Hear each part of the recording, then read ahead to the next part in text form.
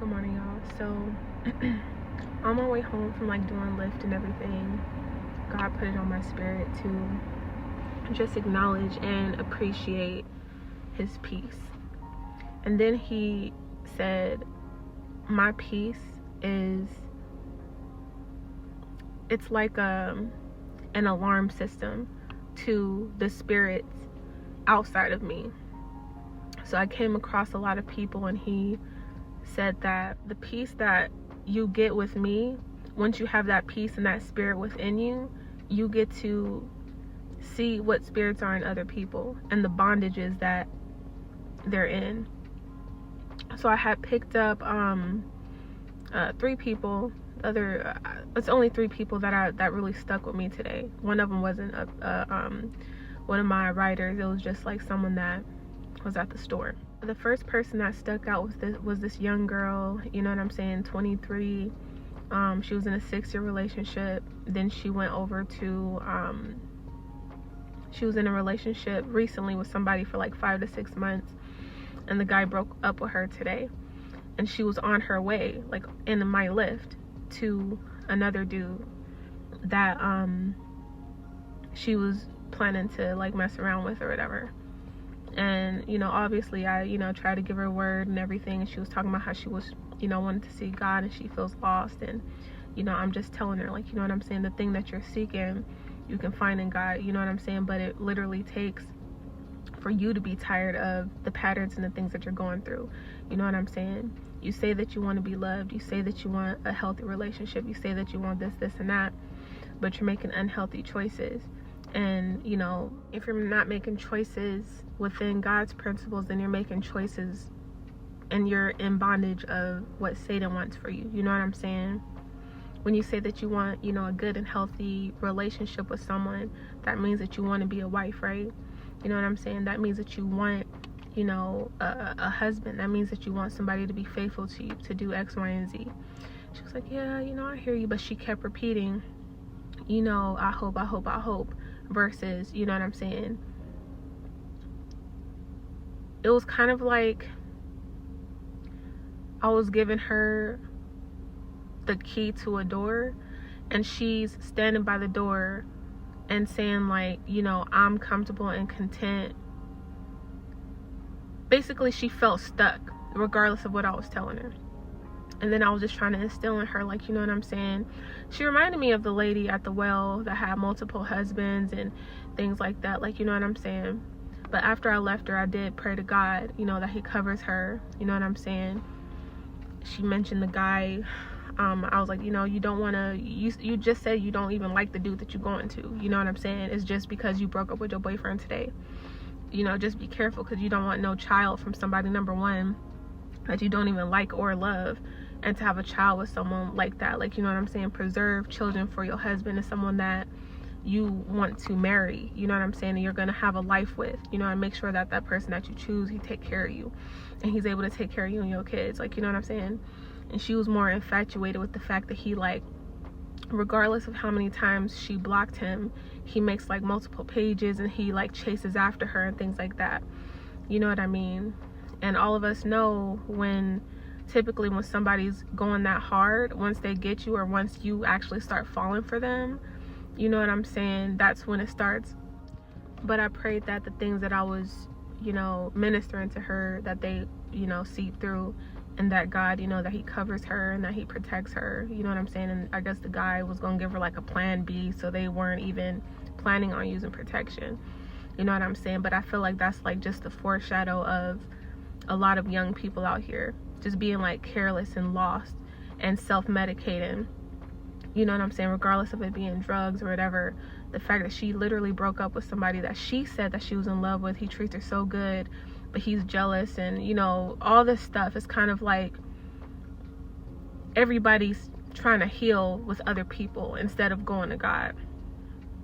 And so the second person was in bondage of his mother, you know what I'm saying. Like he was young, straight out of high school, but he was talking about he wanted to be an entrepreneur, but almost everything that he mentioned was things, oh, my mom wants to do, my mom wants to do, my mom wants to do, you know what I'm saying. And I feel like when people, especially young men and boys and things like that, when they're fresh out of high school, if they grew up with a single mother, they think that they owe her their life, or like their supporter, or like they're supposed to be like the man. It's almost like, you know that saying when they say that single mothers typically make their sons like their husbands in a way, like, you know what I'm saying? So it's like this bond that a single mother and a son has, to where they think that they have to come up with her, you know what I'm saying? Or, you know, that's not the case. Like, you know what I'm saying? She is her own woman. She made the choice, or made the decision, to not get married or not to have a man. You know what I'm saying? When you grow up and you're of age, you find out what you want to do. You create your own family, because you're going to be the lead of your family.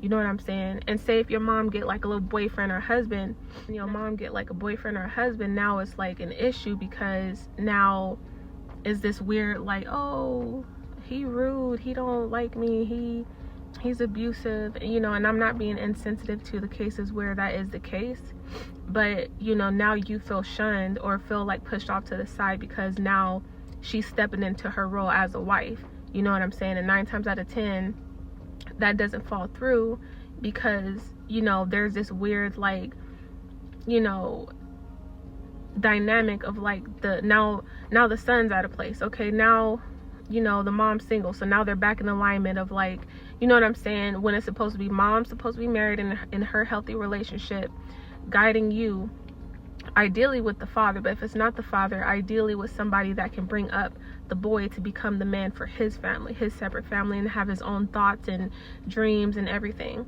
And I said, well, what do you like? And so he was reminiscing back on like high school, how he played sports, and, you know, he just didn't have the capacity to know what he wanted, what he liked. You know what I'm saying? He said that he wanted to go into business, but every business idea he shared with me was based off of his mom's dreams and things like that, like, you know what I'm saying? And so it was kind of like God showed me, you know, bondage of, you know, broken homes and single mothers, and how that can affect the men. You know what I'm saying? It was kind of like he was also lost. You know what I mean? And so the last person that I came across, I'm in an area where there's a lot of like, it's a decent area, but there's a lot of transients. And I really feel like I'm over here to help. You know what I mean? Since I've been over here, God's used me to, you know, bless people and things like that. And so I was at Circle K, you know, just getting gas and everything. And so I see this lady, you know, obviously on drugs and things, like her pants are like super big, halfway off her body, you know, her booty and stuff is showing and everything, and she's, you know, dirty and everything. And so my heart just like is pulling towards this lady. And typically when that happens, that means God wants me to do something. And so I go up to her and I said, are you hungry? Do you want anything? She was like, no, I need like she kept saying Jasmine and then a number. I didn't know what that meant, because I went into the store and I asked him for that. I'm assuming it was like a cigarette. She said a cigar. And so that, and then I asked if she wanted water. She said, yeah, water, and then a Jasmine, something with a number. So I went inside and I asked him, I said, do you guys have like cigars or something called Jasmine, Jazz, or something with like a number at the end? They were like, no. So I bought this water for this lady.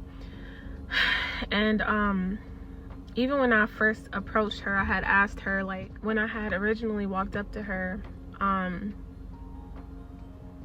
I could just feel the spirit on her. Like, you know what I'm saying? When you're at peace and you have the Holy Spirit, you can feel the anxiety of people.